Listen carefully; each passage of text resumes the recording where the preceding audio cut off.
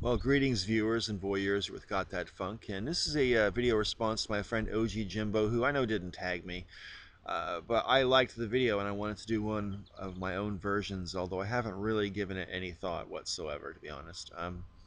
It's 5 things to do before you die, kind of a bucket list kind of a thing, and yeah, I could be really sort of, jovial about this and just make a jokey video and whatever, and maybe I should do.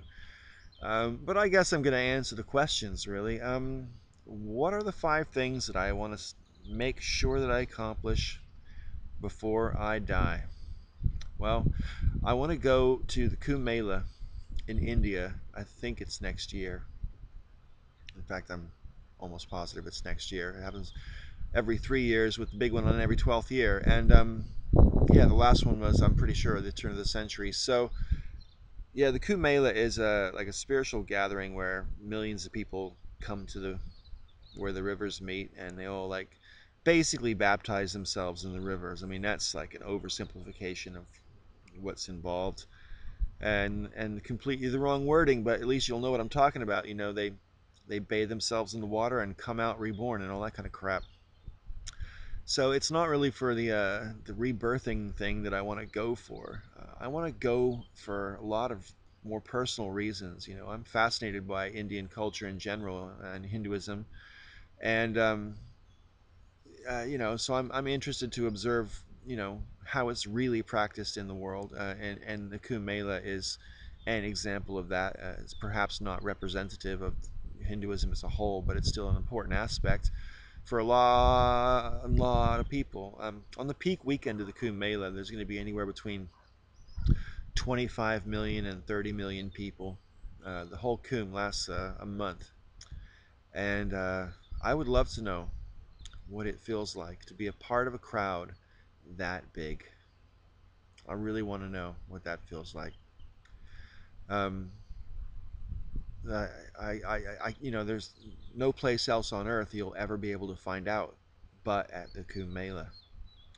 Even the most crowded cities in the world don't have 25 million people, which brings me to another reason I want to go to the Kumbh. I mean, I am literally just curious as to how they pull this event off every couple of years. I mean, they must have to plan for it immediately as soon as the one ends. They must have to start planning for the next one. I mean, the logistics of feeding 25 million people all in the same place, of making sure they've all got somewhere to go to the toilet.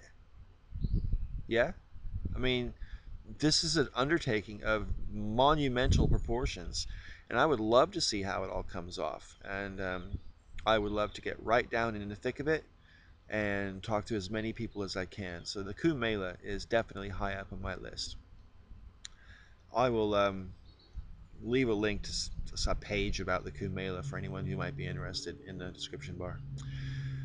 Thing number 2 I want to accomplish before I die. Well, you know what? I really miss being in love and having someone who loves me, and I would love to accomplish finding a partner, or having a partner find me, developing a meaningful relationship, someone to share my life with. That's kind of a big deal. And considering how important it is to me, you'd think I'd be more motivated to do something about it, but I'm really not. I've learned over the course of my long life that the harder you try to make things happen when it comes to romance and affection, um, the more doomed it tends to be. It's really better if you can just let these things happen organically. But that sometimes takes a lot more patience than I possess, so I'm not really sure where I'm going with that. But it's something I need to accomplish before I'm dead. I would hate to think that my love life is over at this age. That would fucking suck. So yeah, anyway, what else do I need to accomplish? There's got to be at least 3 more things I want to accomplish before I'm dead. I would love to see what kind of parents my kids become, and partake at whatever level in my grandchildren's lives. The most significant person when I was a kid growing up, besides my mom, of course, was my mom's dad.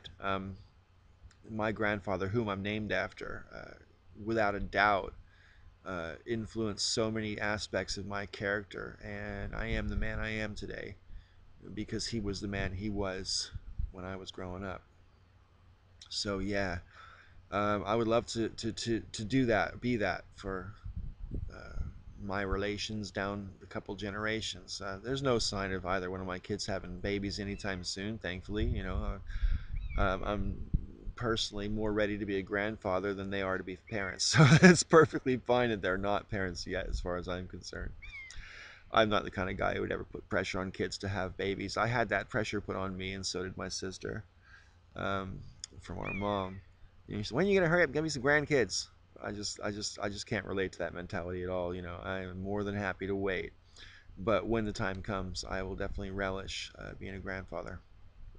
Um, there are places in the world, hello Murph, that I would love to travel and experience in depth, not just pass through, but really experience. I would love to spend a significant amount of time in Australia.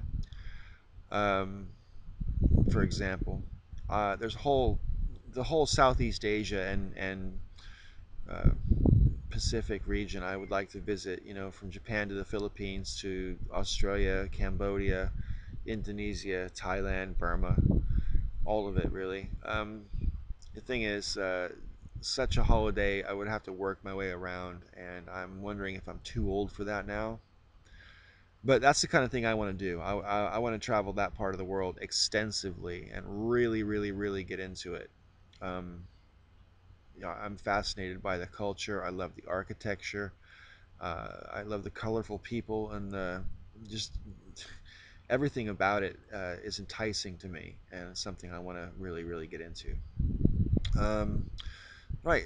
Thing number three, or four, I suppose. I would really love to, at some point, I suppose, acquire a vehicle again. I haven't had a car for shit. This is next month. It'll be 22 years since I've had a car, and that's okay with me. Don't get me wrong. I think of all the tens of thousands of dollars I've saved over the years by not having to own, insure, and maintain a vehicle and feed the beast its petrol. So I feel good about not having had a car. I think my carbon footprint, is pretty small compared to most people. However, I don't want to live like this forever. At some point, I definitely want to get a car, and I want just something. I'm still vain. Despite my advanced wisdom, I'm still vain as fuck, and I would like to have something kind of nippy, a bit of a sports car. Like a two-seater thing. I don't know. Maybe something classic like an MGA. Yeah, it suits me fine. But I'm not in any kind of a hurry to accomplish that. I can wait. Hopefully, though, I'll get a car before gasoline is completely outpriced and the preserve of the elites. But you never know. We're almost there now. Anyway, thing number five. I would like to be alive and present, actually, frankly, uh, the day that we ever have first contact with a species from another world, whatever that is, whether it's over some sort of long distance communication thing or if they just showed up one day somehow. However, I don't really believe interstellar travel is possible, but you never say never. Um, but if it is, or if there's some sort of other way to travel across the distances that doesn't include traversing the space, whatever. If I could see with my own eyes uh, beings from another world, I'd be ready to die after that. I'd be like, okay, you know what? It can't get any better than this. I'm ready. Let's go. Anyway, so I guess that's it. That's my list of five things that I would like to do before I die. I hope I'll manage to get at least two or three of those things accomplished, but the others can wait, or not. They can't wait because when I'm dead, I can't do them. So yeah, that's a bit of a stupid thing to say, wasn't it? Anyway, it's got that funk. Thanks for watching, everybody, and until next time, may all your ups and downs be ups.